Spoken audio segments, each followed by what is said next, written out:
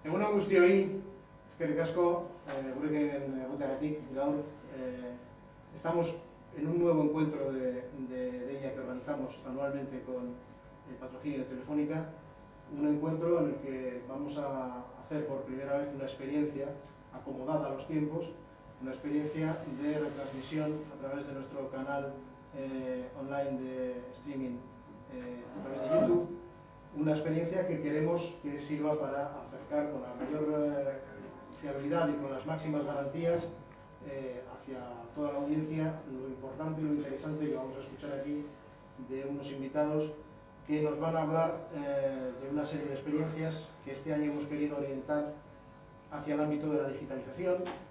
La digitalización como motor de crecimiento es uno de esos elementos recurrentes que tenemos ya asentados en cierta medida en nuestra sociedad y en nuestro ámbito económico, pero en este año hemos entendido además que habría que introducir un factor añadido, que es el factor de urgencia y necesidad. Es urgente, es necesaria y la experiencia nos dice que es útil la digitalización en los ámbitos económicos y sociales. Venimos de una experiencia en la cual de la noche a la mañana nos ha sobrevenido una forma diferente de relacionarnos en todos los ámbitos de nuestra actividad, y dentro de esa forma de relacionarnos las tecnologías de la información, la digitalización de las estructuras y los funcionamientos internos y la proyección externa a través de estos nuevos mecanismos de información, pues inevitablemente están marcando una pauta que ha venido para quedarse, que no es solamente una necesidad en el sentido de responder a un momento sobrevenido, sino una virtud que hemos encontrado, que hemos hallado para complementar nuestra actividad y darle una fluidez añadida. Hoy tengo conmigo, a mi derecha, a Javier Benito, director de Telefónica Euskadi.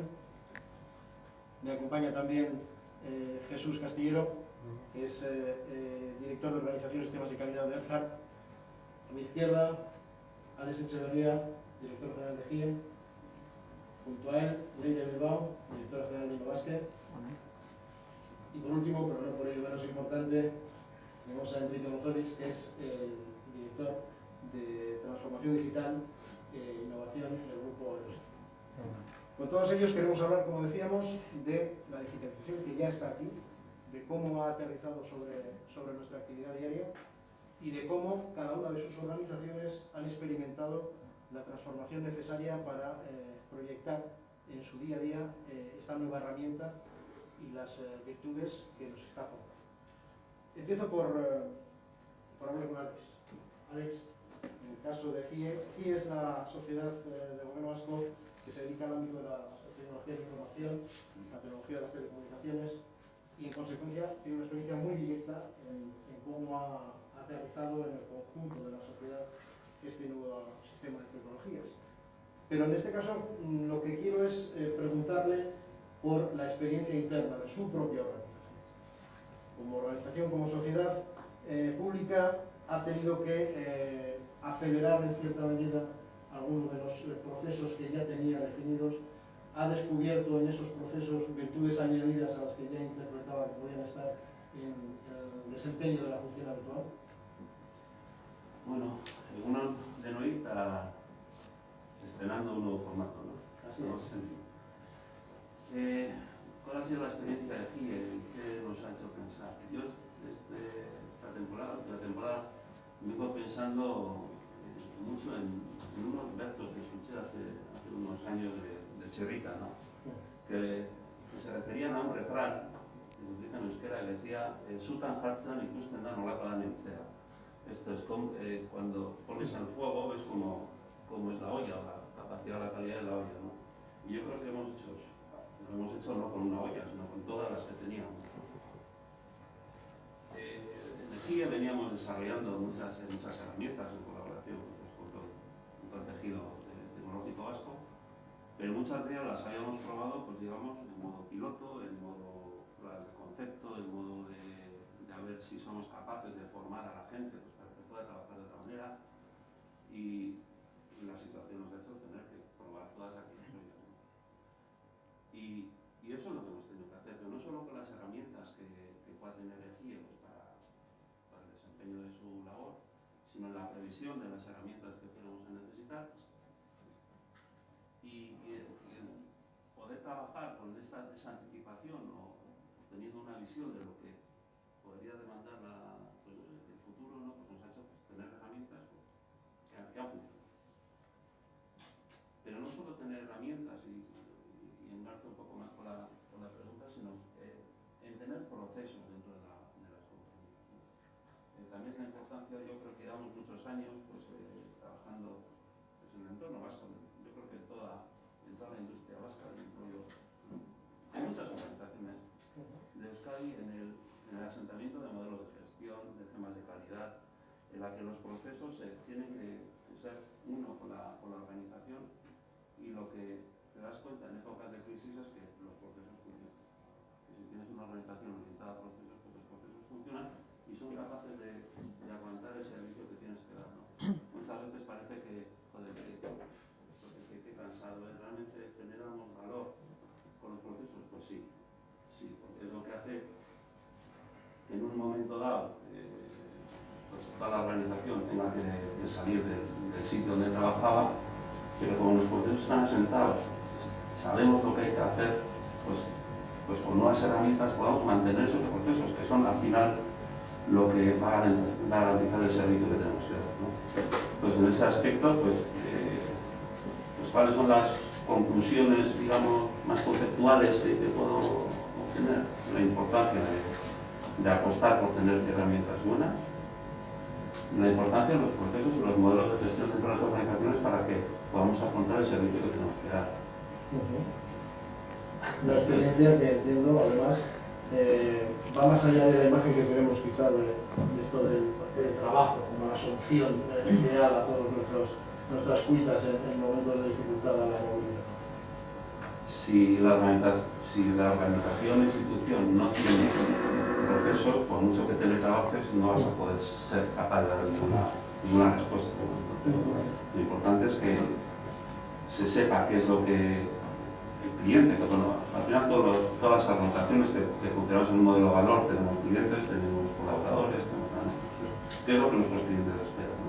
Tener la capacidad de atender a lo que esperan nuestros clientes, ¿no? Y eso es lo que hemos intentado hacer, que es lo que, bueno, pues cuando por todo el gobierno vasco, el Departamento de Justicia, Educación, Salud, se tuvo que ir aunque Salud estaban los médicos trabajando en los hospitales ambulatorios, había un montón de administrativos, gente realizando lo que era el sistema sanitario desde sus casas también. ¿Cómo se organiza todo eso? ¿No? Pues bueno, pues con muchas herramientas y con la gente acostumbrada a trabajar en lo que tiene que hacer. Y bueno, eso ha sido un poco la clave.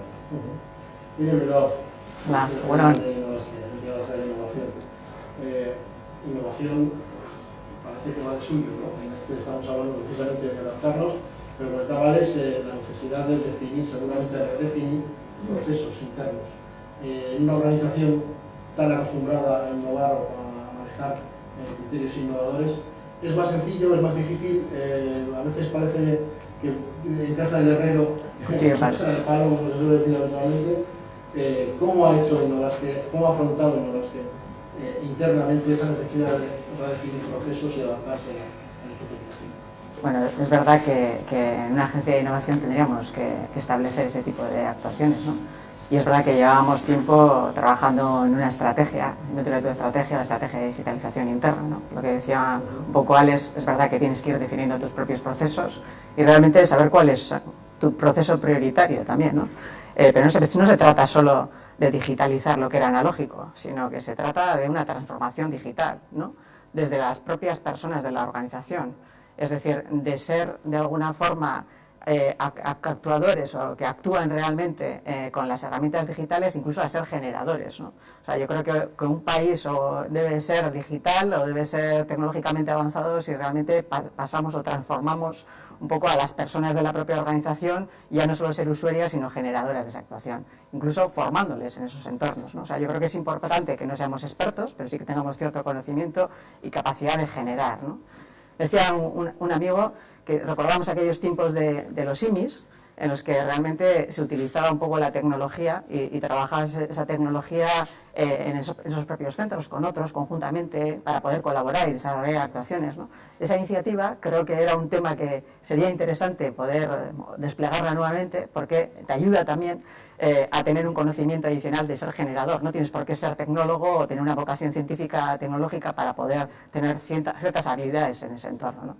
Para nosotros, no estamos al 100%, pero estábamos bien preparados. Es decir, estábamos bien preparados y teníamos capacidad de poder dar respuesta desde cualquier lugar, ¿no? Es verdad que hay determinados puestos que es complejo que se puedan desarrollar por sus procesos, ¿no? O sea, sus procesos son mucho más presenciales que virtuales, y eso hay que ir adaptándolo, ¿no?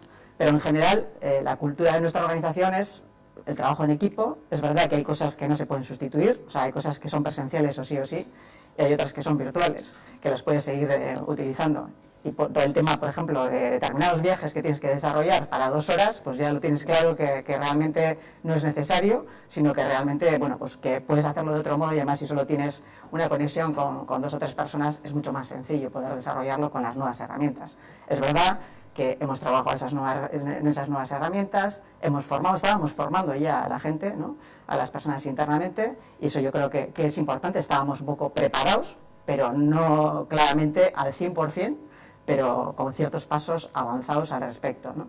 Y hemos adaptado nuestro plan de gestión a esta nueva situación, ¿eh? O sea, aunque nosotros, es verdad que con nuestros socios era muy importante esa escucha activa, el saber realmente en qué situación de la innovación estaban, qué necesidades tenían, etcétera, etcétera, hemos utilizado nuevas herramientas digitales para poder conectar, para poder sacar conclusiones, para poder actuar, para todo lo que se pudiera desarrollar en el entorno de la innovación. Entonces, en ese aspecto, bueno, tenemos que seguir dando pasos y ayudar sobre todo a nuestros clientes, ¿no? Que nuestros clientes pues son pues toda la sociedad en general, ¿no?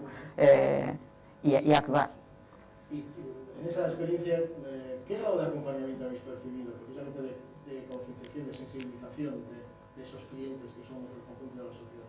Bueno, es que hay muchas percepciones, porque como sabéis, Innovasque está conformado tanto por empresas, agentes científico-tecnológicos, la propia administración al completo y agentes sociales. O sea, hay entornos, como todos sabemos, que están sufriendo más que otros, pero en general todos estamos sufriendo. Había gente que estaba mucho mejor preparada, es verdad que dentro de su estrategia tenía una estrategia de digitalización, sabía cuál era su proceso clave por el cual tenía que ir apostando en ese momento. Es verdad que las dificultades de los cierres de los mercados, pues realmente muchas veces no te da esas posibilidades de poder seguir avanzando, pero sí que estaban más preparados para poder desplegar actuaciones.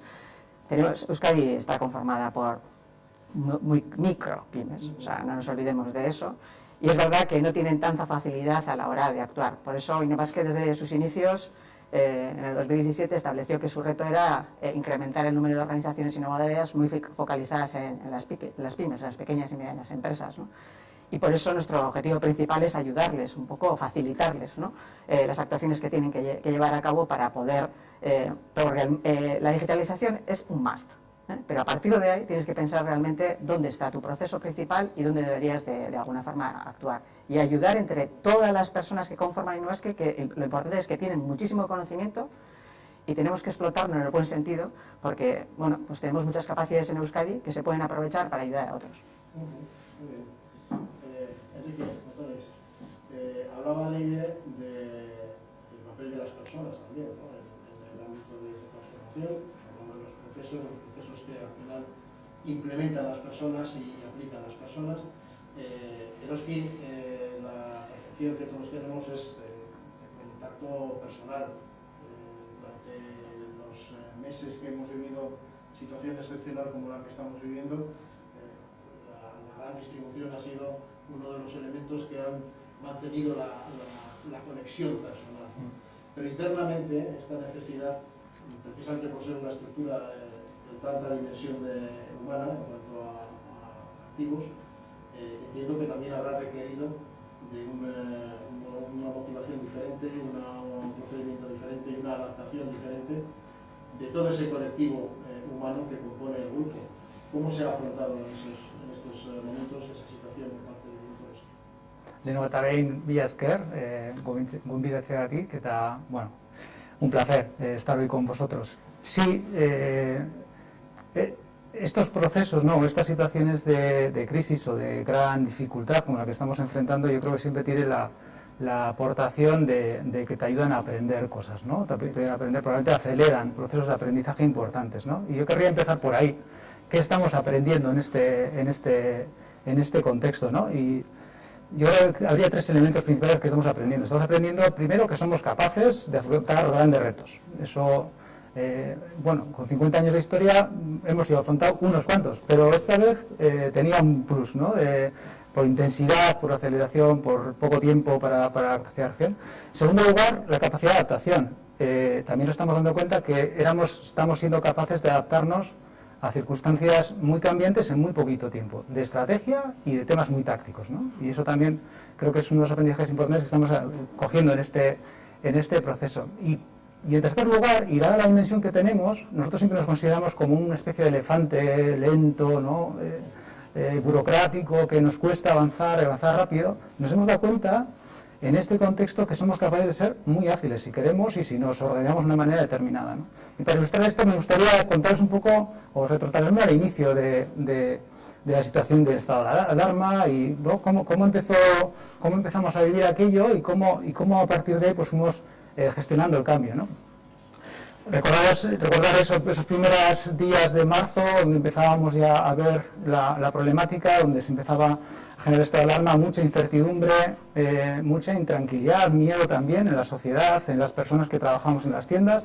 Nos declaran servicio esencial, había que alimentar a la población y junto a toda la cadena agroalimentaria pues teníamos ese reto que abordar, ¿no? Y de repente la demanda, las ventas se disparan porque las personas nos tenemos miedo también, empezamos a acaparar, llenamos nuestras casas de producto, recordaréis estanterías vacías de papel higiénico y al principio, ¿no?, de productos básicos y cómo, bueno, pues teníamos un reto de conseguir resolver eso, ¿no? Y muy rápido se activa, bueno, nuestros protocolos. Tenemos distintas medidas, pero una de ellas es activar comités de crisis. Cuando visualizamos algún tipo de contingencia, se activa el comité de crisis y muy rápido, yo creo que son unas cosas que nos funcionó muy bien, se decide priorizar, poner el foco en 2 cuestiones esenciales, ¿no? Una, tenemos que garantizar el abastecimiento de alimentación, es indispensable. 2, tenemos que asegurar seguridad en la experiencia de compra para los clientes y también para los trabajadores, ¿no? Y eso es lo esencial. Todo lo demás no es esencial. Paramos máquinas y reorientamos todas nuestras capacidades a estas 2 cuestiones. Y a partir de ahí empezamos a monitorizar y a hacerlo real, ¿no? ¿Qué pasa en ese momento? Pues que cientos de personas que estábamos en proyectos, en otro tipo de iniciativas más de medio y largo plazo, nos orientamos a las tiendas, a trabajar en las tiendas, a ayudar a nuestros compañeros de tienda y a garantizar a la logística y ayudar a que el abastecimiento se diera, ¿no? Y empezamos un equipo más pequeño a monitorizar qué está pasando, mucha información, mucha data, mucho entendimiento de lo que estaba pasando y a partir de ahí identificar necesidades y aplicar innovación, pero de guerrilla, de ciclo corto. Había que conseguir identificar una necesidad porque había cambiado una norma, porque el cliente nos estaba demandando algo o nuestros trabajadores necesitaban algo que no estaba cubierto. Y en horas había que generar una solución y ponerla a funcionar, ¿no? Claro, eso en Eroski, en una condición normal, son semanas, meses de trabajo, comités de validación, tal. Esto pasaba en horas. Al día siguiente se ponía en marcha, por cierto, nunca soluciones perfectas, sí soluciones suficientes que pudieran funcionar y en base a aprendizaje, prueba-error, pues las íbamos mejorando, ¿no? Y conseguimos, ¿no?, en ese periodo poner un montón de iniciativas que eran necesarias en ciclos muy cortos, ¿no? ¿Qué nos permitió todo esto? ¿Qué beneficio generó todo esto? Pues conseguimos mantener las tiendas abiertas en todo momento, garantizamos, junto al resto de la cadena agroalimentaria, que hicieron un trabajo excepcional, todos los agentes de la cadena, y de la logística y el transporte, conseguimos mantener las tiendas abiertas, garantizar un nivel bueno, en momentos con algunas dificultades en algunas categorías, pero bueno, de suministro. Conseguimos dar abasto con un comercio electrónico que se había disparado, ¿sí?, multiplicando por 2 las ventas y por 4 en algunos momentos las necesidades de preparación. O sea, conseguimos retos muy relevantes y que las tiendas tuvieran una experiencia relativamente segura y que nuestros trabajadores pues tuvieran una incidencia del virus menor a la media de la sociedad, ¿no? Por lo tanto, muy buenos resultados, ¿no? Acciones concretas que pudimos hacer en ese momento, en días, semanas, 3 operaciones logísticas nuevas puestas en marcha. La capacidad de producción del e-commerce por 4 en días también. Bueno, y no nos olvidamos además de aquellos que necesitaban unos servicios especiales. Había, pues como conocéis, personas que no podían salir de sus casas, personas mayores. Bueno, pues les facilitamos servicios de envío a domicilio. Junto con la Cruz Roja tuvimos algunas acciones que preparamos con ellos las compras y las llevamos a las casas de estos consumidores. Y también pudimos tener espacio en ese momento, pues dado nuestro carácter social y de compromiso con el entorno, pues de aquellos que estaban sufriendo más por el contexto, porque habían perdido canales de venta, porque habían perdido vías para colocar sus producciones, ¿no? Sobre todo con pequeños productores, pues llegamos a muchos acuerdos para incorporar esas producciones a nuestros lineales y ser capaces de suministrar. Claro, y todo eso lo hicimos, y creo que adentro llego al meollo de la cuestión, con las personas desplazadas, con personas que tenían que trabajar en movilidad, sin presencialismo, y bueno, que supuso un reto, ¿no? Y como decíais antes, creo que esta situación nos ha ayudado a acelerar cosas que estábamos trabajando hace mucho tiempo y estábamos preparando, ¿no? Hemos crecido en la gestión en videollamada, por ejemplo, pues por 20, por 30 lo que hacíamos anteriormente, ¿no? Es decir, la pandemia, digamos que nos ha ayudado a acelerar ese proceso de digitalización que veníamos haciendo durante mucho tiempo, ¿no? Y eso se está quedando en una situación un poquito más estable después de esos inicios. Pues seguimos haciendo cada vez más reuniones digitales, un montón de gente está siendo capaz de estar trabajando en entornos híbridos, ¿no? De presencial y no presencial. Cogiendo la experiencia de Enrique Aneroski, y le quería trasladar a Jesús Gruporjar, nos hablaba Enrique de la necesidad de transformación de procesos logísticos también, ¿no? Erjar de procesos logísticos también sabe, pero además tiene una faceta multidisciplinar muy amplia. Es un grupo que ocupa incluso la gestión de productos tecnológicos, de productos industriales, incluso la gestión de los riesgos, que es un intangible en cierta medida que no se maneja en los mismos términos que un producto físico, e incluso el seguro, el aseguramiento.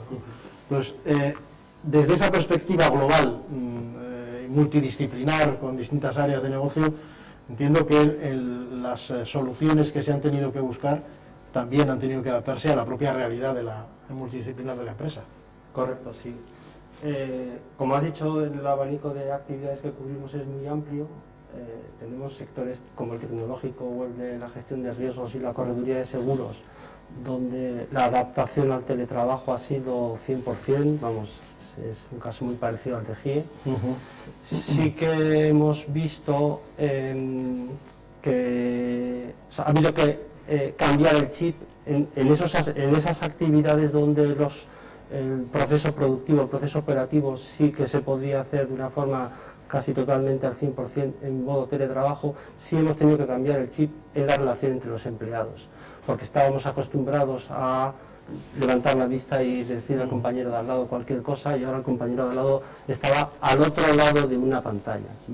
Pero bueno, con las herramientas que tenemos a nuestra disposición, o que todos tenemos a nuestra disposición, hemos tenido que cambiar un poquito el chip, pero eso lo hemos podido conseguir, ¿vale?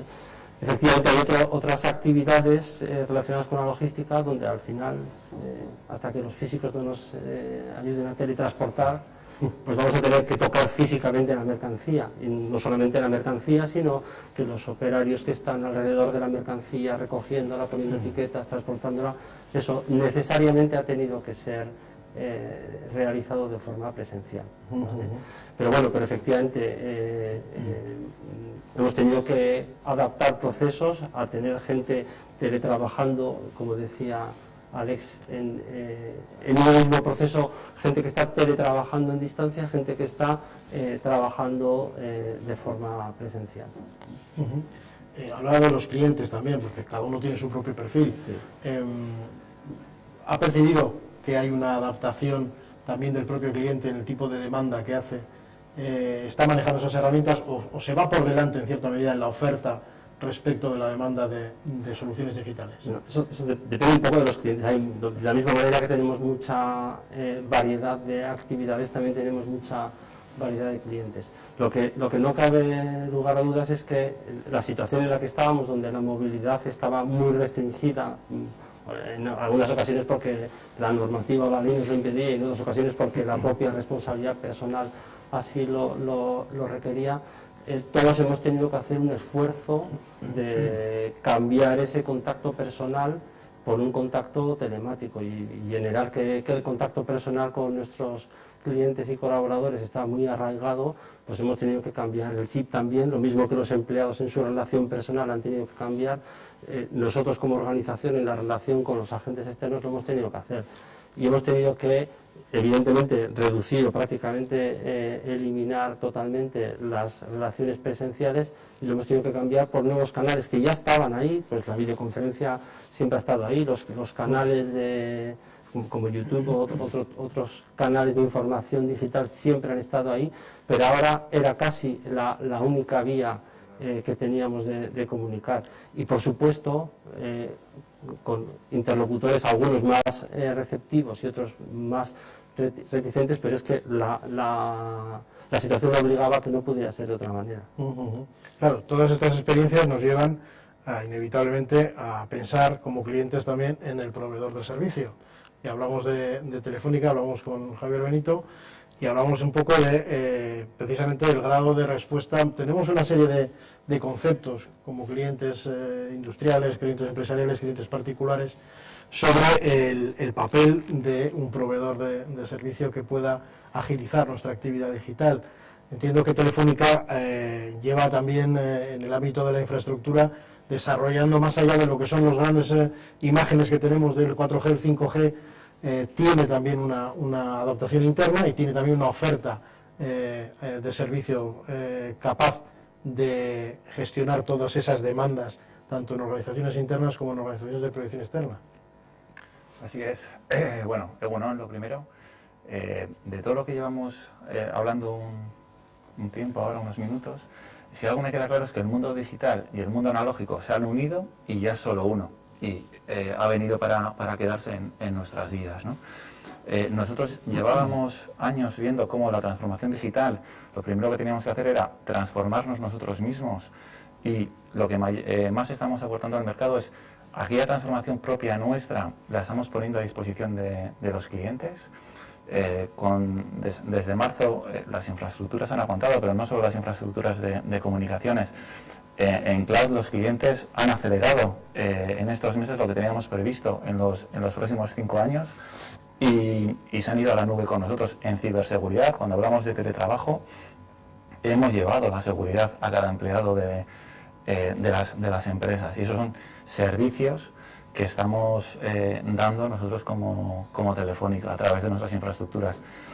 Para eso, desde hace años nos fuimos organizando en diferentes capas tecnológicas que nos permitiesen dar servicio y crecer de una manera ágil, y no solo es la fibra, que es core de todo lo que estamos hablando, todo lo que estamos hablando ahora de cómo hemos sido capaces de teletrabajar, de hablar y comunicarnos entre nosotros y nuestros clientes, es debido a la fibra y a las inversiones propias y en colaboración público-privada que hemos estado haciendo estos años, que nos queda todavía un poco de recorrido hasta el 2024 aproximadamente, y que nos está permitiendo dar servicio a los clientes de teletrabajo, de ciberseguridad, de televisión. No nos olvidemos que las casas han llenado de contenidos audiovisuales, las peticiones de televisión han sido enormes, y eso se ha aguantado tanto por las infraestructuras de fibra, por decirlo de alguna manera, por cómo tenemos las infraestructuras de CPDs para dar estos servicios. ¿Quién está siendo más exigente en la demanda? ¿El cliente particular, residencial, la empresa? ¿Qué necesidades específicas habéis percibido en cada uno de ellos? Nos describías que evidentemente hay una serie de usos, una serie de costumbres que hemos adaptado en nuestros hogares relacionadas con el hecho de que estamos mucho tiempo en nuestros hogares. Pero además de eso, también hemos visto descritas una serie de demandas específicas de actualización de procesos que requieren muchas veces actualización de servicios.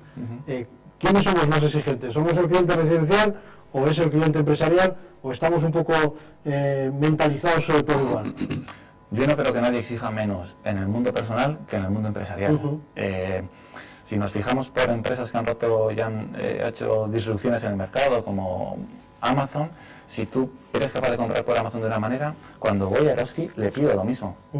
Y eso, el empleado de Eroski le va a pedir lo mismo a Eroski, con lo cual yo creo que no somos ni más ni menos exigentes en el mundo personal o residencial con el mundo laboral. Es exactamente el mismo. El nivel de exigencia tiene que ser el mismo, porque tanto los empleados como a nivel personal lo que queremos es una experiencia de usuario única, que como empresa nosotros lo que intentamos es ser relevantes para nuestros usuarios y para nuestros empleados, de manera que tanto el empleado como el usuario se acuerden de nosotros y vuelvan, que es lo que necesitamos.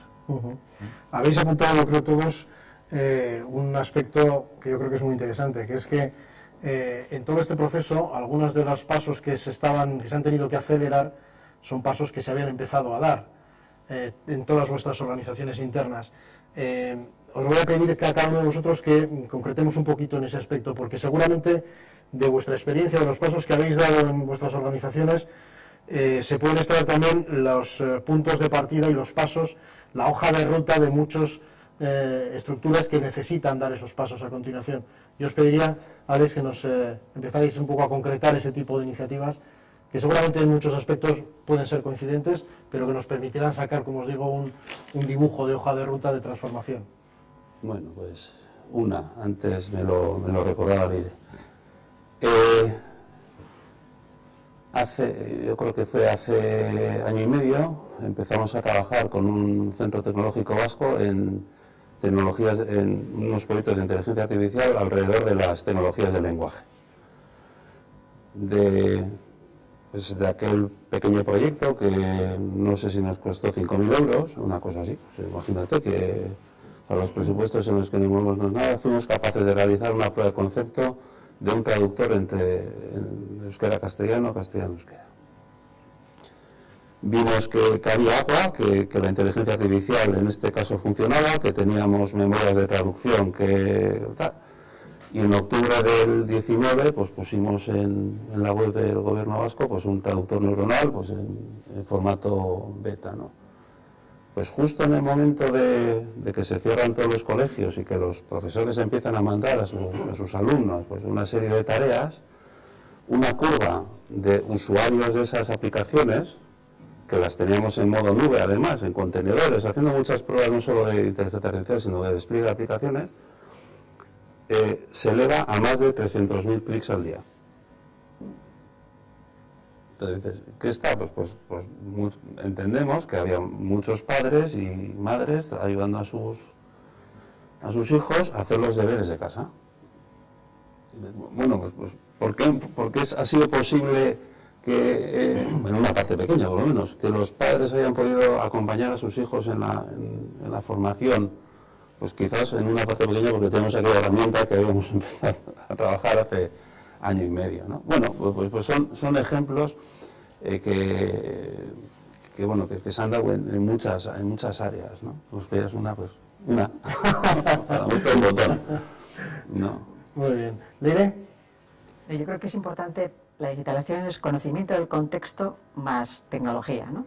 Entonces, uno de los modelos de Innovasque, o sea, que ya establecimos en el 2017, es que realmente teníamos que conocer el contexto, qué estaba ocurriendo, qué pasaba en Euskadi, cómo de alguna forma nos contrastábamos con los mejores, con Europa, y cómo de alguna forma, conociendo a nuestro ecosistema, que es muy rico, y que realmente esa riqueza la tenemos que conocer de primera mano, podíamos ver qué necesidades existían, ¿no? O sea, conocimiento de ese contexto, qué necesidades existían y de esas necesidades cómo hacíamos un prototipado rápido. Es decir, cómo trabajamos, ese es nuestro modelo, el que estamos de alguna forma trabajando en el último periodo.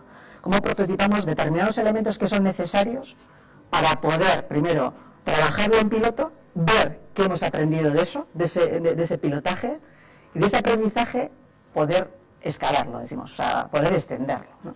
Entonces, ese modelo es un modelo que realmente también con nuestros socios La parte industrial es un tema muy importante porque al final muchas veces no conocemos a nuestro cliente final. Somos desarrolladores de determinadas piezas que son de sexto nivel hasta que llegue al cliente.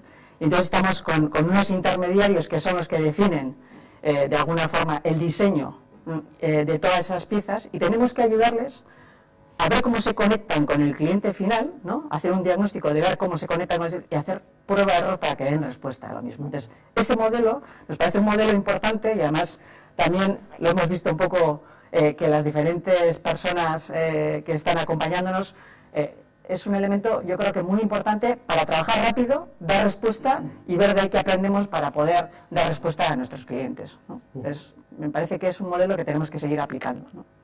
Enrique, la experiencia de los que... Sí, te entendía, Iñaki, que hablamos de cuál está siendo un poco el viaje de la digitalización, la transformación que estamos dando. Evidentemente hablabais todos de algunos pasos que habíais comenzado a dar anteriormente y que ahora os han permitido acelerar esos pasos iniciales, esa interiorización que describían. Curiosamente luego sacar el tema, porque a mí me ha llamado la atención el coste de las inversiones que al final acaban teniendo un desarrollo, ¿no? Que no necesariamente estamos hablando, tiene más que ver con el conocimiento del talento que seguramente que con una inversión intensiva en determinados sectores, determinados ámbitos. Pero el caso concreto del que estamos hablando ahora sí es ver un poco esos procesos con los que se va a encontrar quien quiera acometer una transformación digital, cómo los habéis experimentado en vuestra organización. Perfecto. Yo lo primero que quería es que esto de la transformación digital, aunque a veces nos suena un poco a nuevo o tal, realmente esto viene dándose hace muchísimo tiempo con distintos nombres, ¿no? Y, no sé, nuestra primera página de e-commerce fue hace 20 años y el primer silo automático lo tuvimos en el 80 y algo. O sea, que quiero decir que esto viene dándose de hace mucho tiempo, lo que sí es cierto es que se está acelerando, ¿no? Y además se va complejizando un poquito más, ¿no? Las tecnologías se van desarrollando más, hay nuevos entrantes, como bien decías, que nos ponen los estándares a los clientes, nos colocan unos estándares mucho más altos y necesitamos correr más, ¿no? Quizás correr más. Nosotros entendemos la transformación digital no solo como algo tecnológico, como bien decías, Leire, ¿no? Es entender bien el para qué y luego aplicar la tecnología como mejor responda a ese para qué.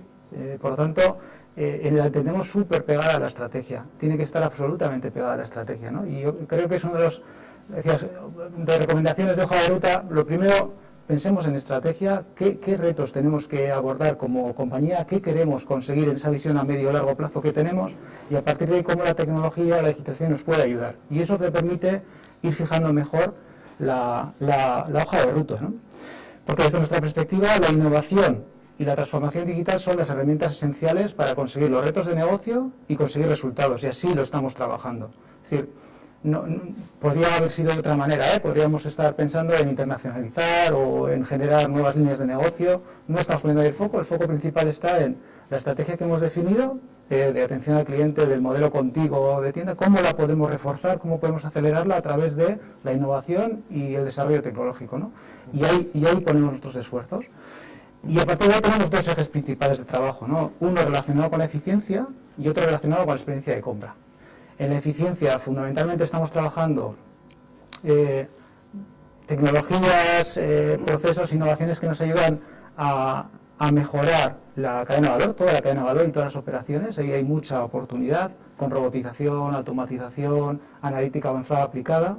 También hay mucha posibilidad de optimizar la masa de margen, o sea, a qué precio vendemos, qué promoción es la más adecuada, cuál va a ser mejor percibida y cómo ajustamos los surtidos en base a esto. Hay una parte importante de optimización ahí y de eficiencia. Y luego desde la experiencia de compra estamos poniendo el foco principalmente en tres aspectos. Una compra más rápida, los consumidores cada vez tienen menos tiempo y quieren invertirlo en lo que realmente les aporta.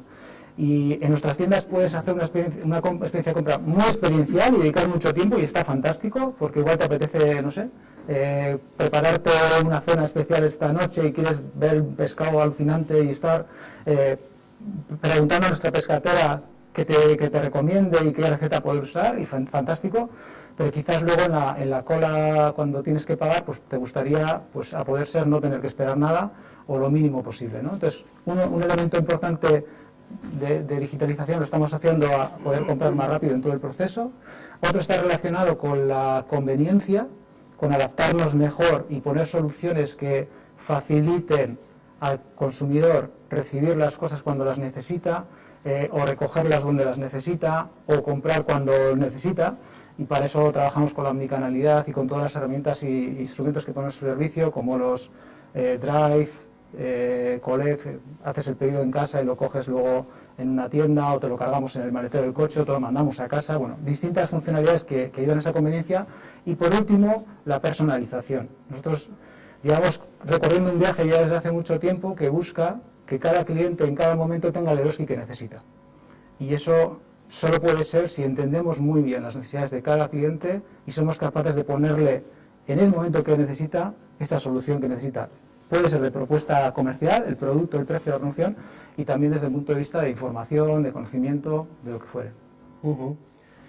Experiencia seguramente similar en algunos aspectos, la del Grupo Orehard, por el ámbito, como decíamos antes, de toda la logística, pero también mi pregunta en este sentido va un poco en el ámbito de la adaptación de esas distintas hojas de ruta a cada uno de los ámbitos de negocio que tiene, porque si la diversificación es el eje fundamental o la razón de ser de Orehard en el ámbito del negocio, entiendo que también habrá requerido de adaptaciones, no sé si en distintas velocidades o si en adaptaciones internas a procesos diferentes en el ámbito de la digitalización. A ver, sí que ha habido velocidades distintas, sí que ha habido procesos distintos, pero ha habido también un sustrato común. Porque al final, y voy a repetir un poco esto de al final, es lo que tiene. O sea, de lo que se trata es de crear una cadena de procesos que empieza en el cliente que nos hace una petición, luego está el personal operativo que da respuesta directa a esa petición del cliente, y por detrás está el personal de soporte con toda la infraestructura que tenemos. Entonces, en esa cadena donde siempre está mandando un cliente a su proveedor, porque para la gente que en el área estamos prestando servicio a nuestros compañeros, son nuestros clientes, somos sus proveedores. Entonces hay una cadena de valor, una cadena de relación cliente-proveedor que tiene que funcionar siempre y en condiciones óptimas, ¿vale? Y eso lo que hace es que está tirando esa petición de calidad, está tirando de lo que le estamos prestando al siguiente eslabón de la cadena. Entonces, para poder prestar ese servicio en esas condiciones de calidad y de continuidad, hacen falta procesos, por supuesto, porque si no tenemos procesos mecanizaríamos el caos, ¿vale? Pero hace falta también herramientas tecnológicas que den sustrato a ese proceso, ¿vale?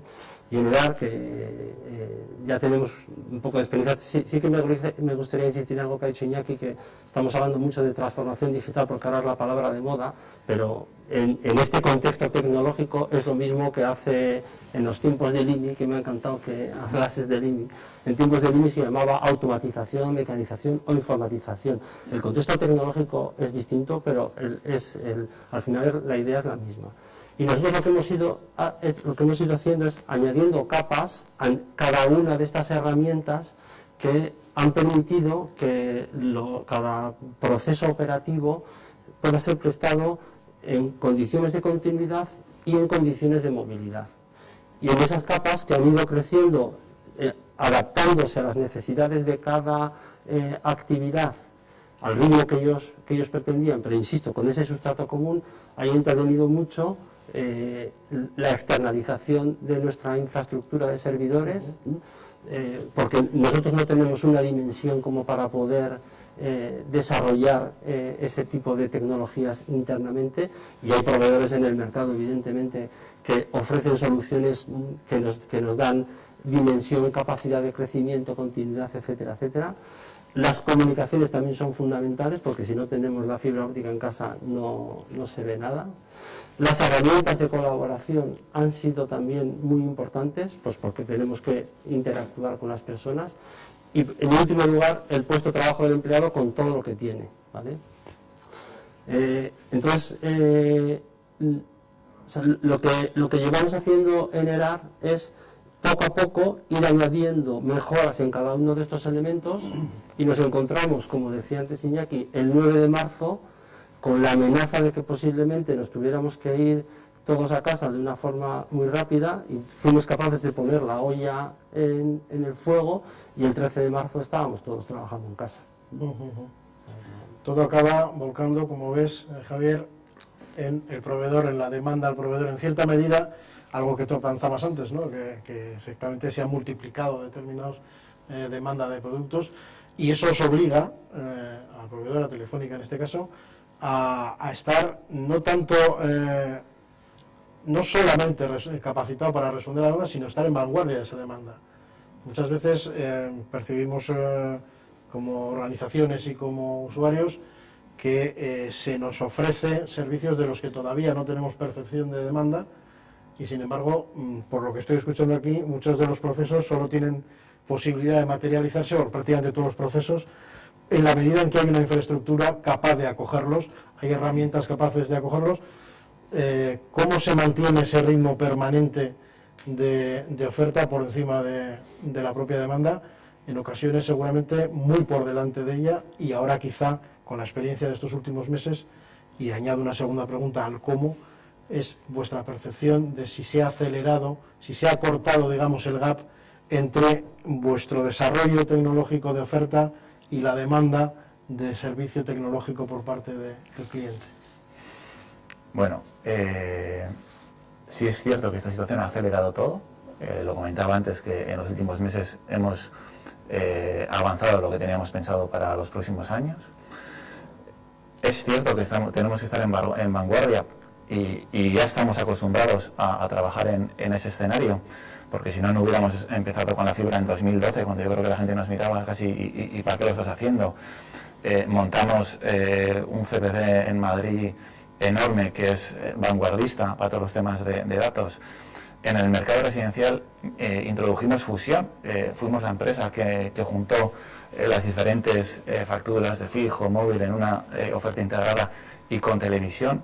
Si me voy a la televisión, hasta fuimos demasiado vanguardistas, porque la llegamos a sacar hace 10 años atrás, y volvimos a sacar Movistar Plus más adelante. Entonces, estamos acostumbrados a ser vanguardistas. Hemos traído, o vamos a abrir en breve, un nodo de Edge Computing en Bilbao, para ser capaces de todos los temas de latencia, de experiencia de usuario que estáis comentando ambos, junto con las comunicaciones, mejorar esa experiencia de usuario, ser capaces que las empresas tengan datos en tiempo real y ejecuten los procesos que vienen con la transformación digital. Y cerramos hace unas semanas un acuerdo con la Diputación de Vizcaya, con 42 Euroturis Vizcaya, en el que no hemos hablado de la formación y la transformación y educación de las personas. Tenemos que lograr tener perfiles tecnológicos que ayuden a esa transformación digital de las empresas, y yo creo que todos necesitamos más cantera de la que tenemos. Entonces, estamos viendo que necesitamos perfiles en el mercado, perfiles que no hay, y gracias a otra colaboración público-privada vamos a abrir una escuela diferencial de programación, ¿de acuerdo?, en el que no hay horarios, podrán estudiar de noche o de día, cada uno se amolda, con el objetivo de que las empresas, si quieren transformarse y nosotros queremos que consuman nuestros servicios, necesitan personas y perfiles tecnológicos en el mercado pues que puedan acometer esta transformación digital, con lo cual sí estamos acostumbrados. Llevamos mucho tiempo haciéndolo con las infraestructuras, con los data centers, con la ciberseguridad, y ahora ya también hasta con la educación. Cojo un poco el guante que os lanzaba antes, el guante de los costes, y lo voy a vincular a un par de cuestiones que se han sugerido también. Una es la propia formación de las personas, la capacitación que tenemos o que necesitamos para desarrollar esto, y otra es el concepto de dimensión de la estructura. Es decir, quizá tenemos la sensación de que las estructuras más pequeñas tienen más dificultad para adaptarse porque están a 50 cosas a la vez, o al contrario, quizá las estructuras más grandes, al ser sobre todo muy diversas, tienen una dificultad añadida porque tienen muchos perfiles diferentes de actuación. Muy brevemente, en la medida de lo posible, estos tres factores: el esfuerzo inversor, el esfuerzo de coste que puede suponer para una organización acometer una digitalización en el ámbito de sus necesidades, el factor dimensión de esa propia estructura.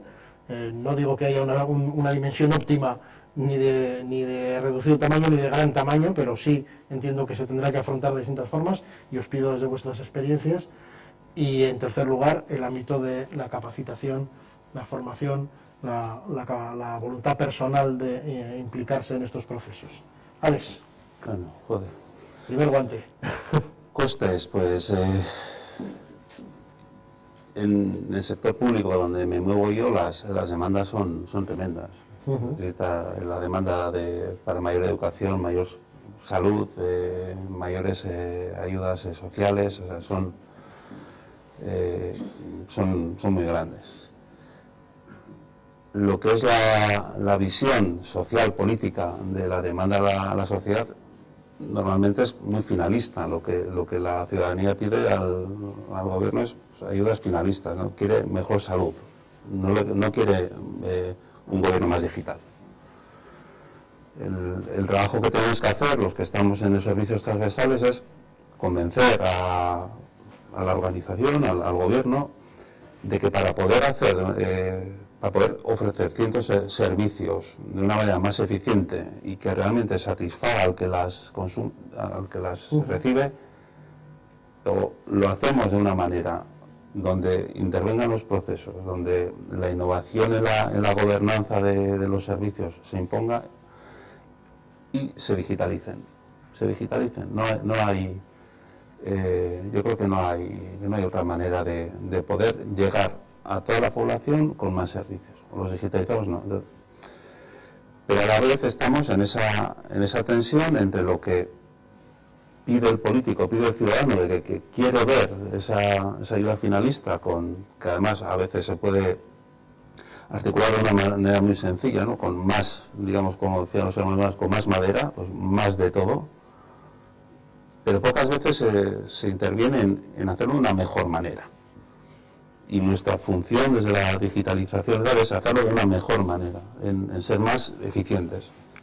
Y ese es el trabajo donde tenemos que competir, quizás, pues con toda la organización, que como en todas las organizaciones, pues hay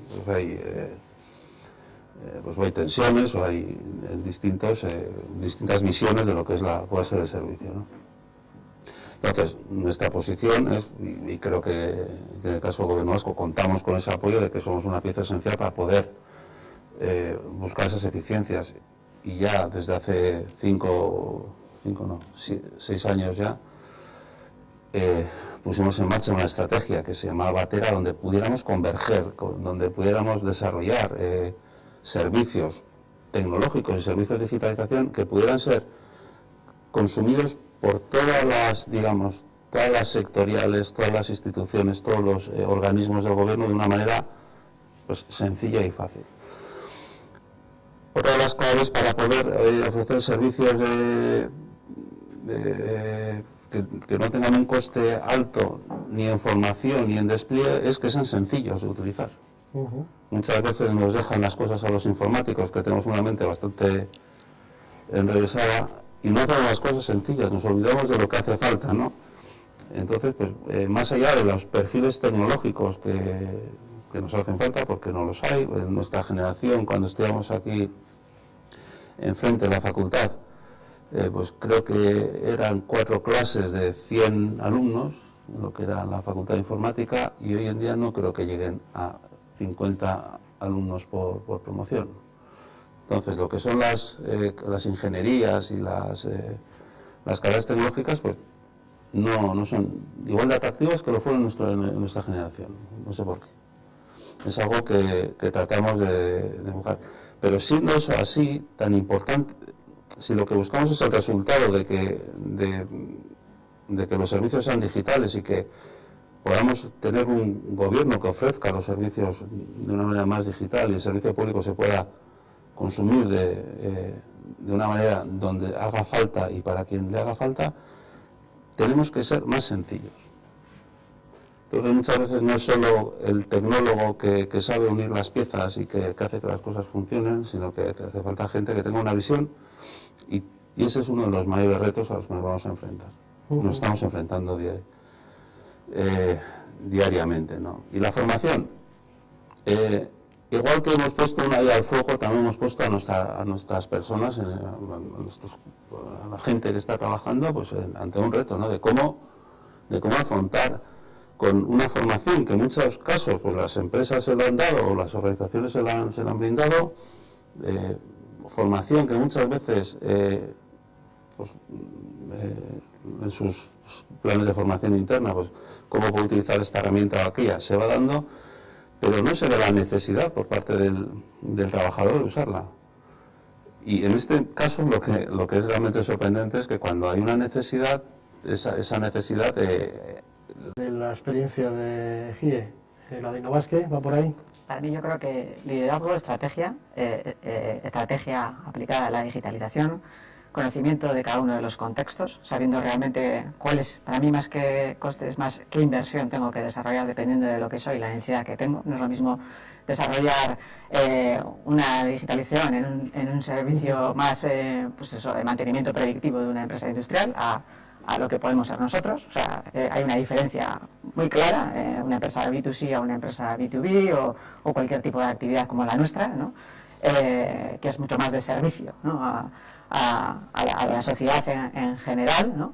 Es verdad que la capacitación por parte de las personas está dentro de la transformación digital y esa es una parte muy importante, sabiendo que hay temas claves como la seguridad, la parte sobre todo de los datos, de tratamiento de los datos, la capacidad de detectar esos datos y cómo de alguna forma a través de ellos poder generar determinadas actuaciones, determinados servicios diferenciales, pero también saber cuáles son los procesos claves, o sea, saber si el proceso principal es mi cliente interno, es decir, mi organización, o si el proceso clave en el cual tengo que trabajar inicialmente y en el que tengo que invertir claramente es mi cliente, ¿no?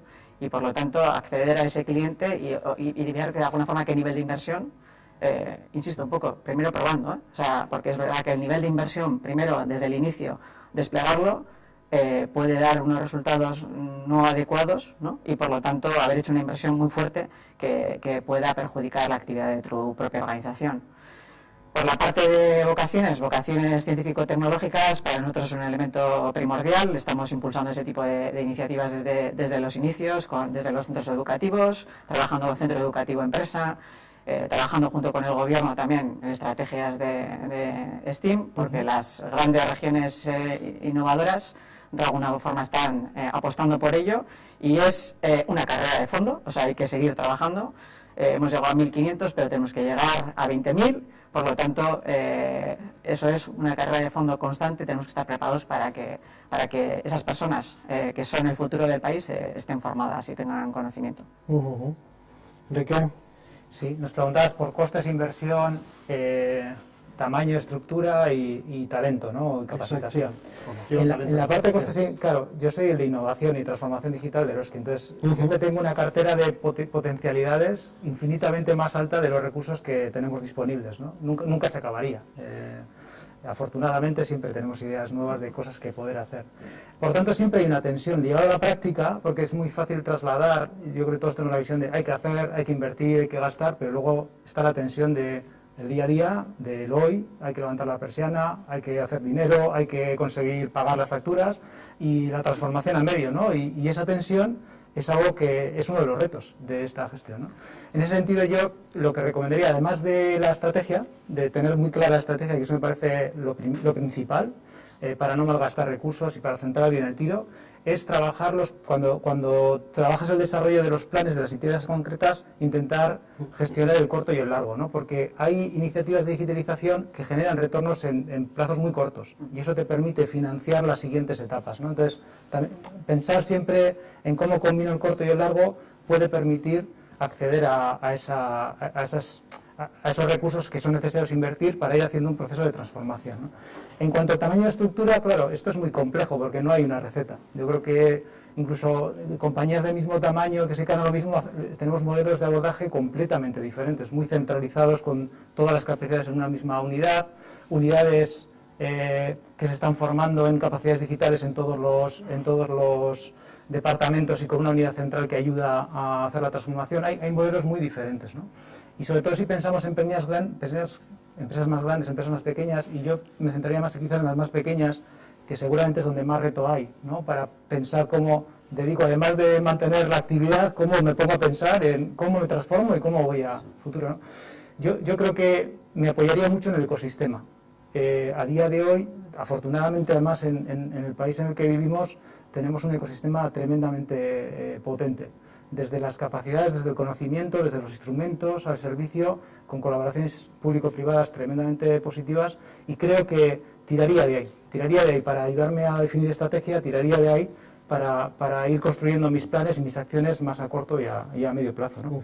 Y por último, el elemento de capacitación, con dos planos. A nivel interno, todas las personas que trabajamos en empresa hoy, tenemos que entender que esto de aprender es continuo. A mí no me gusta tanto hablar de la formación, que es una parte de cómo aprendemos, ¿no?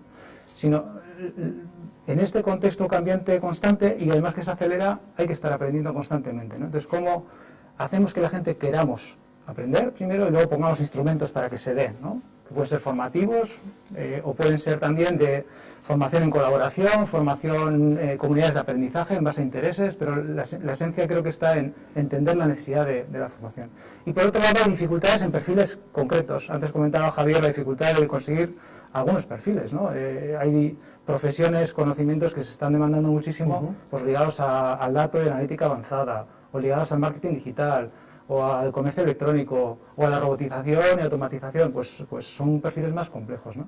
Entonces, por un lado, hay que hacer el esfuerzo de intentar trabajar esa formación con equipos internos, intentar capturar talento, pero creo que también una vía interesante, porque nosotros la estamos explorando con buenos resultados, es la colaboración con otros otra vez, ¿no? La colaboración en todo este modelo de ecosistema y colaboración con otros creemos que pueden ser unas de las claves para resolver estos retos, ¿no? Entonces, estamos llegando a acuerdos con universidades, por ejemplo, con la Universidad de Deusto, con la Universidad de Mondragón, para desarrollar programas formativos relacionados con la digitalización y con la analítica avanzada, en particular, ¿no? Participando nosotros dentro de sus programas formativos, lanzando retos a los estudiantes, luego permitiendo incorporar a esos estudiantes en prácticas, en distintos modelos que nos ayudan a ir estando cerca de ese talento que se va generando, ayudando a que se genere y por otro lado intentando seducirles, pues para que cuando tengan que elegir nos elijan a nosotros. Jesús, ¿la experiencia avanza en este sentido? Bueno, en lo que se refiere a los costes, bueno, ya se ha dicho aquí, pero yo preferiría poner el foco en la inversión, no en el coste. Porque estamos hablando de tomar una decisión sobre a qué dedicar los recursos financieros con el propósito de obtener una mejora en la línea estratégica de lo que tenemos. Evidentemente esos recursos financieros son limitados y por lo tanto es nuestra labor como organización pensar cuál es el punto, cuáles son los programas en los que tenemos que dedicar el esfuerzo en cada momento para conseguir esos objetivos, ¿vale? En cuanto a la organización, yo o sea, como empleado general estoy muy satisfecho de lo que me he encontrado en esta casa, porque creo que tenemos un equilibrio que para mí es bueno, entre unidades de negocio que en algunos casos pueden ser muy pequeñas y que tienen autonomía desde el punto de vista del desarrollo de su negocio, pero que al mismo tiempo están cubiertas por un paraguas corporativo pues que le da acceso a recursos, a procesos, a herramientas que una unidad de esa dimensión pues tendría mucho más difícil de conseguir, ¿no? Y por eso partimos de la base de que cualquier modelo organizativo bien montado funciona. Yo creo que este equilibrio que tenemos que generar entre unidades y paraguas corporativo es una ventaja, ¿vale? Y en cuanto a la formación, yo creo, me gustaría poner el foco en la dificultad que tenemos como empleados de seguir esta transformación digital. Nosotros tenemos una población de empleados pues que es muy variada en cuanto a edades, procedencias, geográficas, conocimiento técnico, perfil profesional. Claro, a esta gente les tenemos que acompañar en adoptar estas nuevas tecnologías, que no siempre es fácil. Pero la clave está, creo que lo has dicho tú, Alex, o sea, si le das una herramienta sencilla ya verás cómo pone interés en aprenderla y en utilizarla. Si de verdad le es útil, él va a procurar sacarle rendimiento a esa aplicación y además se va a convertir en un agente de difusión de esa nueva herramienta dentro de su entorno laboral. Javier, Telefónica, el guante también en términos de utilidad. Bueno, antes comentabas inversión o coste. Nosotros no hacemos nada que, si no funciona, no lo podamos tirar rápido con muy poca inversión o con muy poco coste, y eso lo hacemos principalmente de dos maneras. Uno, o utilizando servicios cloud, o dos, como comentaba Enrique, en colaboración con alguna empresa en la que yo pongo mis capacidades, otra empresa pone las suyas y sacamos algo nuevo al mercado, ¿de acuerdo? Con lo cual, creo que es una manera de minimizar riesgos e inversiones de inicio. Sobre las estructuras grandes o pequeñas, bueno, somos muy grandes y llevamos ya 3-4 años con estructuras Agile, en el que años atrás ya andábamos formando a la gente en cómo se trabaja de manera Agile. No queremos departamentos en formato silos, queremos la organización totalmente interconectada, en el que los equipos cogen el liderazgo y no está todo liderado por el jefe, que parece que es el único que tiene capacidad de hablar, con lo cual, para ser rápidos, ha sido fundamental ese cambio cultural en la compañía, en los trabajadores. Y el tercer punto que comentabas era el ámbito de la formación, la capacitación. Y en la formación y la capacitación, para mí, un cambio diferente que hemos hecho desde marzo es que ya no te pongo la formación. Ya no le digo, Enrique, te tienes que formar en esto, o Alex en esto otro. Hemos puesto un montón de cursos hechos por los expertos nuestros de la compañía, muchos y otros son externos, a disposición de los empleados, para que el propio empleado escoja cuál quiere ser su camino y desarrollo profesional y hacia dónde quieres ir. Y para mí es importante, porque parece que cuando le quieres dar a alguien información se la estás imponiendo y ya me estás haciendo un trabajo extra. Oye, decide tu empleado cómo te quieres desarrollar en la compañía y qué quieres ir aprendiendo según cómo te quieras desarrollar, ¿no? Entonces, es un pequeño matiz, pero ya hemos vuelto a dar un paso diferente a lo que yo creo que estábamos haciendo hasta ahora, que está siendo bien acogido en la compañía por todos los empleados. Quizás esa experiencia me vale para poneros un valor en el centro y que lo chute el que quiera, ¿no? Que es las barreras internas con las que nos encontramos también, ¿no? Muchas veces las organizaciones, por las características que habéis coincidido todos en describir, de pues bueno, perfiles diferentes, necesidades específicas, dimensiones más o menos amplias o reducidas, se generan barreras internas de compromiso, de preocupación, de capacitación. Os digo, os pongo ya en medio. Esas barreras, ¿cómo habéis afrontado la solución? Le escuchaba a Javier y veía en cierta medida que una de ellas la habíais resuelto dando un cierto protagonismo a la propia estructura de plantilla, para que asuma como parte propia la transformación, no ya de la estructura, sino la suya propia, ¿no? Como un ejercicio de carrera profesional. Pero en cada una de vuestras experiencias entiendo que también habéis topado con dificultades de carácter interno y externo. Ahí lo dejo. La mejor manera para poder saltar esas barreras nos la ha puesto la situación.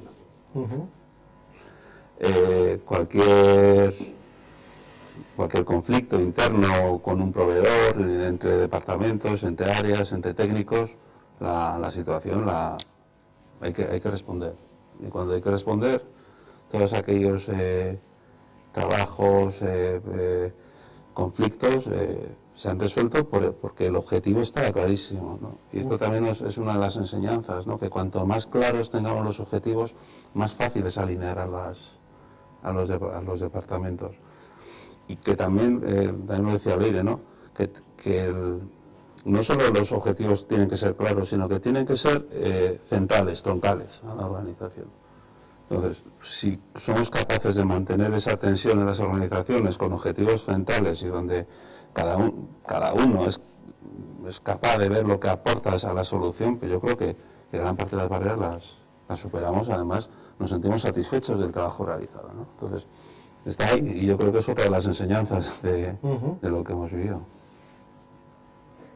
¿Alguna otra opinión sobre el asunto? Creo que lo comentábamos antes, ¿no? Yo creo que han sido las barreras principales o retos principales, los hemos comentado. Uno está relacionado con la tensión de ese corto-largo, otra desde mi punto de vista, la capacitación y la disponibilidad de talento, y la tercera, quizás no hemos hablado tanto, es las relacionadas con los elementos culturales y gestión del cambio, ¿no? Esa incertidumbre que provoca el cambio, el miedo al fracaso, porque hay que probar mucho para poder ser con poco coste, pero hay que hacerlo y hay que atreverse. También quizás buscar modelos más ágiles de relación, eliminar algunos hilos, trabajar más en procesos y con equipos más pequeños dedicados a esas resoluciones. Hay elementos también, creo, relacionados con los elementos culturales y de gestión del cambio consustanciales a cualquier proceso de transformación o de cambio, ¿no? ¿Cómo afrontarlos? Hemos también, creo que, dado unas claves, ¿no? Creo que alineamiento estratégico es clave, y la dirección, el liderazgo y la atracción del liderazgo de los líderes de la organización es súper importante para garantizar estos modelos de cambio. Antes hablamos también de combinar el corto y el largo a la hora de ejecutar las iniciativas y los planes para intentar ir minimizando los impactos en la cuenta de resultados del corto. Planes formativos, capacitación y sensibilización. Y también trabajar en red, ¿no? Trabajar en ecosistema, acompañarte de otros, porque tú no puedes estar hoy a la última de todo, pero sí puedes tener cerca y tejer red con gente que exista a la última de cada una de las cuestiones que necesitas poner en marcha para resolver un reto, ¿no? Y creo que tenemos un ecosistema, vuelvo a repetir, extraordinario en el entorno que vivimos y que operamos, y nos permite hacer esto de trabajar en red y trabajar en modelos de innovación abierta y en ecosistema de una forma muy, muy fácil. Habíamos introducido el factor de necesidad y urgencia en la transformación digital. En esta jornada nos parecía que precisamente la experiencia que acumulabais nos hablaba de eso, hablaba de la convicción de la necesidad y además de la urgencia en esa propia transformación, como digamos dos factores que se han coordinado de manera seguramente quizá de la peor de las posibles, sí, pero que desde vuestra experiencia entiendo que estamos hablando de que ha habido una aceleración, quizá un antes y un después a la experiencia en el ámbito de transformación digital que os han exigido a cada uno de vosotros una respuesta determinada. Sí. Y futuro, hablemos de futuro. Este es un ritmo que podemos mantener. Estamos en disposición de seguir en esa dinámica concretamente Telefónica, que está, como decíamos, en el ámbito de la vanguardia en la oferta, está en disposición de mantener ese cuerpo de ventaja sobre la demanda que tenemos ahora mismo, o tenemos que ser conscientes de que tenemos que asentar lo que hemos, entre comillas, ganado en concienciación de transformación digital antes de dar el siguiente salto. A ver, nosotros vamos a seguir en esa vanguardia, pero el otro día estaba pensando, digo, tenemos los mejores ingredientes que podríamos tener en esta situación. Tenemos unas comunicaciones, data centers, etcétera, que es como si en la revolución industrial tuviésemos unas vías de ferrocarril y la máquina en la puerta de las empresas para poder vender algo impensable y diferencial con el resto de países. Tenemos una administración pública muy acostumbrada a la colaboración, y ahora lo que tenemos que acabar de hacer es todo lo que estábamos hablando ahora de la inteligencia artificial, etcétera, etcétera, empezar a cruzarlo con las capacidades tecnológicas que tenemos a nivel de infraestructura para seguir siendo diferenciales en el mercado, no solo nosotros como Telefónica, sino todo el tejido industrial vasco, que creo que hay que empezar a sacarle mucho provecho a, oye, somos capaces de industrializar plantas en tiempo real, tenemos toda la infraestructura, hagámoslo. Seguro que los equipos tendrán conocimiento en las empresas de qué les gustaría hacer. Tenemos a nivel de infraestructuras todas las capacidades, es cuestión de juntarnos y empezar a hacerlo, a colaborar aún más entre la administración pública y empresas para llevarlo a cabo. Nosotros seguimos en vanguardia, estamos encendiendo el 5G, ya lo hablábamos, a nivel de fibra ya solo nos quedan las zonas más capilares y las acabaremos de hacer. El nuevo de Edge Computing, el arrancar de Madrid un trozo de CPD y traerlo a Euskadi, creo que es diferencial para todos nosotros, nos va a dar más capacidades a nivel empresarial. Hemos llegado a acuerdos en Madrid con Google y Microsoft para que seamos el subnodo del sur de Europa y norte de África a nivel de infraestructuras, ¿de acuerdo? Estamos conectados por cables, tanto por el Cantábrico como por el Estrecho, que nos permite ser diferenciales a nivel digital. Y bueno, con nuestro compromiso que estamos llevando a cabo año a año con Euskadi. Yo creo que estamos en unas condiciones para estar en vanguardia y, sobre todo, también a día de hoy para aprovechar todas las capacidades que tenemos. ¿Futuro, Jesús? A ver, yo creo que esta línea que se ha puesto de manifiesto con esta situación de emergencia va a continuar sí o sí por 3 motivos. El primero es porque yo creo que ninguno esperábamos una situación de esta envergadura, de este calado a todos los niveles. Aunque en general, vamos, por lo que hemos visto en nuestra organización y por lo que vemos cuando salimos a la calle, el resultado ha sido positivo. Evidentemente ha habido cosas que se han hecho mal, cosas que se podrían hacer mejores. Y no nos podemos permitir volver a cometer esos mismos errores. Sí otros, pero esos mismos no. Por lo tanto, tenemos que mejorar nuestro sistema, nuestros procesos, para que esas deficiencias que hemos podido encontrar en este proceso no se vuelvan a repetir. En segundo lugar, estas herramientas de transformación digital que hemos utilizado, el teletrabajo, la videoconferencia, han venido para quedarse. Es decir, los empleados que han podido disfrutar obligados de una mejor conciliación de su vida laboral y profesional, que se han podido ahorrar el viaje al trabajo, en fin, eso no quiero decir que en las mismas condiciones en las que estamos ahora, porque tengo muchos compañeros que han sido teletrabajadores, padres, maestros y monitores de tiempo libre todo al mismo tiempo, y eso no puede ser, ¿no? Pero evidentemente algo de eso va a quedar para el futuro, ¿vale? Y en tercer lugar, hemos visto que todo esto funciona y no podemos volver atrás a las formas de trabajar que teníamos antes. Esto hay que seguir continuándolo, hay que seguir avanzando en la línea de mejorar las relaciones digitales entre las personas y entre las actividades, y también aprovechar ese nuevo camino digital para encontrar nuevos negocios. Mire, futuro empezó ayer. Empezó hace mucho. Nosotros ya lo decíamos en nuestro informe de perspectiva, ¿no? En el 2019 llevamos mucho tiempo hablando de ese tema y es verdad que estaba encima de la mesa, pero es verdad que lo que se ha dicho en esta mesa, se han abierto esas barreras. La digitalización ya no es un must, o sea, no tenemos ninguna duda al respecto. Tenemos que seguir trabajando en esa carrera de fondo, pero es verdad que la hibridación de determinadas tecnologías es muy importante porque nos puede dar muchas posibilidades de poder seguir avanzando cada vez más. Tenemos que saber en qué somos buenos, cuál es nuestro conocimiento, ¿no? Qué tecnologías son las que de alguna forma lideramos y cómo de alguna forma las hibridamos con otras que igual otros las han desarrollado durante mucho tiempo, ¿no? Y aplicándolas podemos generar un valor diferencial a nuestro nivel de competitividad. Y trabajando también entre lo que es la parte más de conocimiento y de experiencia, ¿no? Más madura, con la nueva experiencia y conocimiento de las nuevas personas jóvenes, ¿no? Que al final esa combinación entre ambas nos puede dar pues un potencial diferencial a la hora de llevar a cabo actuaciones realmente de competitividad, ¿no? del país. Alex, en el ámbito público, ¿cuál es nuestro futuro como esa demanda permanente de los administrados? Bien, yo creo que hemos escuchado en muchos discursos y el Endacari yo creo que lo va repitiendo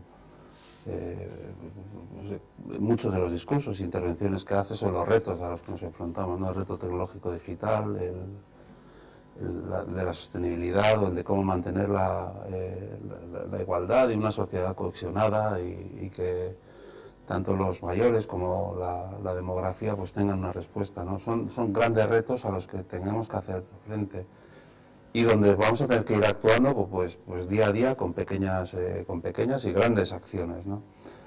Pero preguntabas también por la motivación, ¿no? Y yo creo que los éxitos motivan más que los fracasos. No soy de esa convicción. Entonces, si crees que vas a perder esa apuesta, pues no te metas, porque ya no vas a volver a apostar en tu vida. Pues hay que medir las apuestas que vamos a hacer, pues como decía Telefónica o también, ¿no? Pues este corto largo del que hablábamos, y buscar los éxitos. Yo creo que los éxitos cohesionan, los éxitos y buscar proyectos de éxito. Yo creo que los que estamos aquí, por lo menos ante un reto, hemos sido capaces de afrontarlo y lo podemos interiorizar como que ha sido un éxito en nuestras compañías o de nuestras organizaciones. Y lo que hay que hacer es apalancarse los éxitos y crecer y hacerlo mejor y motivar a tu gente de que aunque estemos agotados y hayan estado trabajando no sé cuántas horas y que el 24/7 es rabioso en todo lo que estamos haciendo, pues como eres capaz y ya estás entrenado, pues somos capaces de hacer más, ¿no? Y es mantener esa tensión y yo creo que ese cansancio se supera pues, con los éxitos que estás consiguiendo, ¿no? Y trabajaré. Jesús, ¿y mañana? Pues desde nuestra perspectiva, o de mi perspectiva particular, tenemos que acostumbrarnos a vivir en un entorno de incertidumbre ya de forma casi permanente, ¿no? Y de cambio. Tendrá unas connotaciones u otras, pero el contexto no creo que vaya a tender a normalizarse y a estabilizarse, sino todo lo contrario. Creo que seguirá habiendo elementos diferentes que cambian el terreno de juego, cambian lo que observan los consumidores, lo que quieren los consumidores, cambian lo que los competidores de otros mercados están ofreciendo y por lo tanto yo creo que la clave está en cómo nos preparamos como organizaciones para afrontar, como organizaciones y como instituciones, para afrontar esos retos. Cómo conseguimos que nuestras organizaciones sean ágiles, sean adaptativas, sean flexibles para, por un lado, resolver los retos que vayan surgiendo y a poder ser aprovechar algunas de esas oportunidades para crecer y hacer empresas más sostenibles y país más sostenible, ¿no? Desde mi punto de vista, desde luego la tecnología va a ser importante, pero la clave de todo está en las personas. La clave de todo está en las personas. Es lo crítico. Las personas son las que tienen la creatividad, las personas con esa pasión, compromiso, talento, son las que van a conseguir resolver esos retos. Y si tuviera que destacar algunos elementos que tenemos que creo, trabajar en las organizaciones para ser capaces de sacar provecho de ese entorno y ser competitivos en entorno de incertidumbre, yo pondría el cliente en el centro, sería uno de los elementos esenciales, entender bien a tu cliente y ponerlo en el centro y que tus actuaciones se giren en base a eso. La toma de decisiones en base a datos y analítica avanzada, yo creo que hay mucho que poder hacer y vamos a acertar más, vamos a tener más probabilidades de éxito. La innovación como una herramienta muy potente para innovación con esta perspectiva abierta, en colaboración, como un ingrediente esencial para ser ágiles en la adaptación a las nuevas, al nuevo contexto de las nuevas necesidades, agilismo, velocidad, cambios de modelos organizativos que nos permitan ser mucho más rápidos en la toma de decisiones, en la generación de las soluciones. Y creo que también como empresas y como instituciones tenemos que tener propósito y valores y alma, ¿no? Si no tenemos eso, pues es más difícil llegar, es más difícil tocar y como decíamos, las organizaciones, las empresas, las personas van a ser la clave de esto, tanto porque son las que consumen, porque las que demandan los servicios y también las que los ofrecemos, ¿no? Y por lo tanto, si hay que de todo esto elegir dónde ponemos el foco en una cosa solo, personas. Pues transformación digital como motor de crecimiento necesario, urgente y vigente, por lo que hemos podido escuchar esta mañana aquí, vigente y además con proyección para quedarse, para transformarnos a nosotros mismos y para tener un papel en ese futuro del que estamos hablando, en el que efectivamente las organizaciones, las soluciones y las personas son los tres factores que nos van a permitir salir con bien de esta situación que todos somos conscientes de que es excepcionalmente difícil. Miguel Esquer, muchas gracias a Telefónica por ayudarnos un año más a apoyar a este tipo de momentos de reflexión, que muchas veces es difícil sacar el tiempo para analizar el día a día más allá de nuestras necesidades inmediatas. Muchas gracias a todos los asistentes porque creo que habéis dado un mensaje muy claro de cuál es nuestro momento, cuál es nuestro futuro y sobre todo cuál es nuestra capacitación, que creo que ha quedado asentado, que está en nuestras propias estructuras, en nuestras propias personas y en nuestra propia voluntad. Ánimo, Aurrera, Miguel Esquer, desde Deia y desde los que aquí asistimos a este acto, agradecer la atención que nos habéis prestado. Gerarte, hasta la próxima. Eskerrik asko. Eskerrik asko. Listo. Bueno.